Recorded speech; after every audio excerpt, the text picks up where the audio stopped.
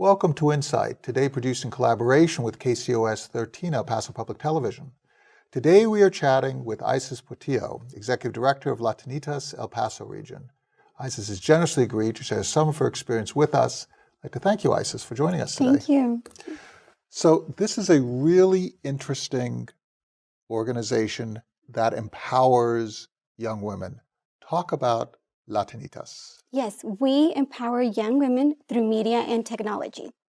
And Latinitas has so many different ways of empowering them. The young women that come to our workshops and our conferences and our summer camp and our clubs.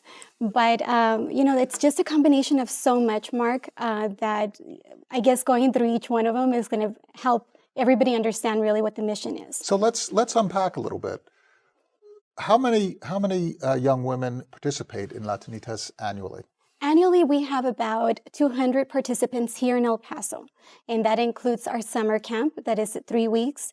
We have all of our clubs that meet on a weekly basis, and then we have workshops that we offer throughout the year, and then our main ones are our conferences for the spring and the summer. And you're transferring skills. You're basically taking cultural stereotypes, gender stereotypes, and you're ignoring them.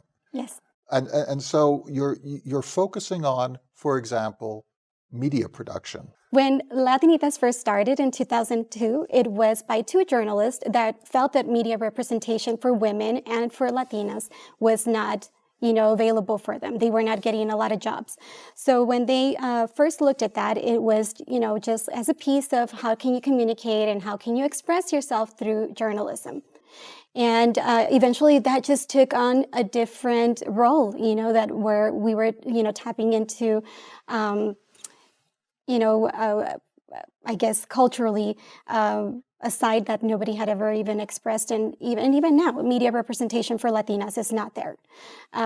So once that started, who would have known that media was going to change so much in the last 15 years? Now with all the mobile media that we have, and we have the ability to film from our telephones, which Apple really introduced in 2007 or in the next iteration of iPhones. You actually have a full media studio in your hand as you're walking down the street. Can you believe that? Everything that we went to school to learn, they know how to do now at a very young age. And it is another way to express themselves.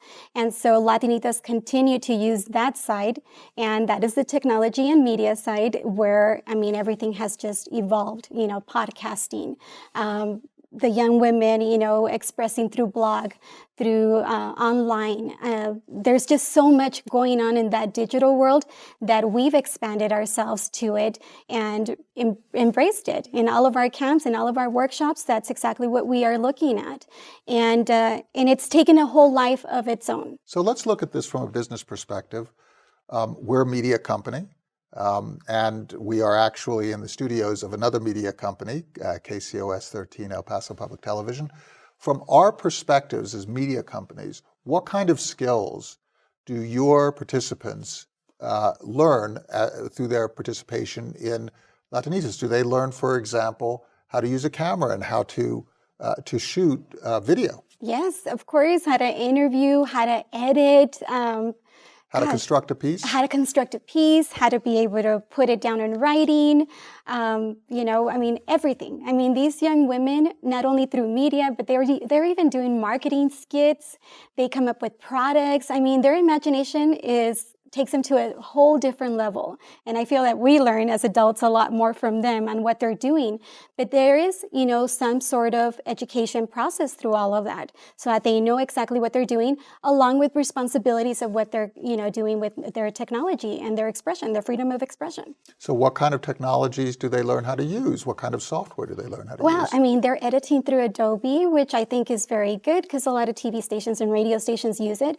And even at a one-day workshop, they learn how to use it. They have to edit a piece after they're done with whatever they learned that day. And, I keep on saying, they're 9 years old and they could walk into a TV station and radio station and have a conversation with somebody in production and know that they know how to do the same things probably not with the experience, but they know how to do a lot of the things that they're already doing. So they're creating cuts, they're doing color correction, they're looking at sound and editing for sound.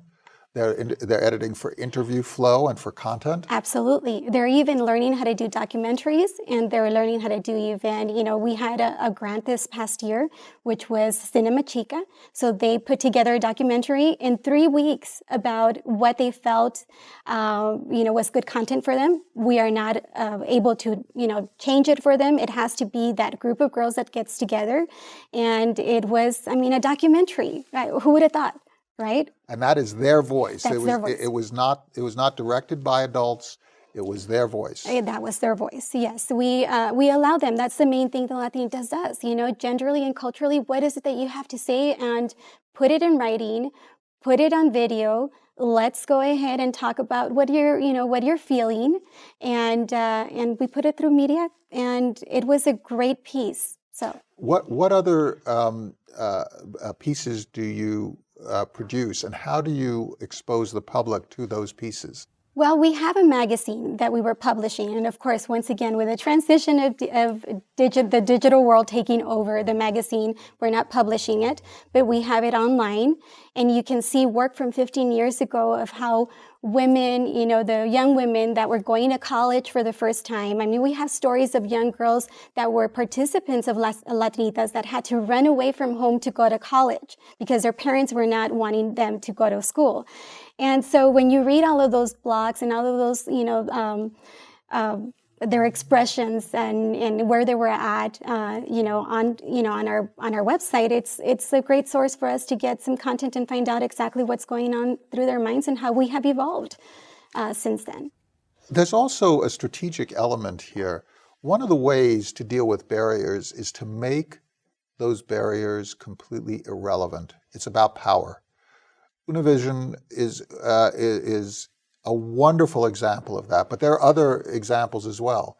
So by empowering, by creating, and then allowing yourself to learn the directorial skills, and then you allow yourself to learn the producing skills, and so now you've learned how to put together resources to allow the production of content, and you now have directors who can direct that content, and journalists and other media people, whether they're editors or camera people, who can actually deliver that content. All of a sudden, the barriers don't exist because you've become so powerful that the barriers become irrelevant. They begin to evaporate. Yeah. And that's essentially what you're doing. Yeah, and I love that because there are a lot of things that we should be talking about, whether it's just cultural or whether it's, gender. There's a lot of things that we should be reporting. There's a lot of things that we should be helping each other to, work through it and, become stronger and finding a voice. And like you said, not having the barriers that we've had this far. And it's okay to be able to bring sometimes subjects that may not be appealing to everybody, but the Latino population in the United States is huge. And when you look at the Mexican American Latino in the United States, we're a big percentage. I believe the last statistics that I read was 67% of the Latinos in the United States are Mexican American.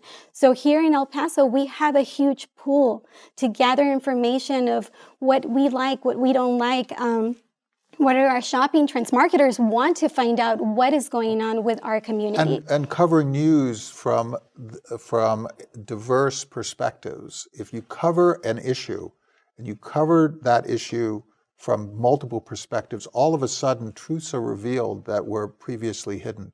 There's another issue here, in that what is the consequence of disempowering? You and I were chatting before we started the cameras about some of the experiences that disempowered Latinas have, and some of the consequences in terms of suicide rate and other invisible shadows that fall across the lives of young women who are disempowered. Talk a little bit about that.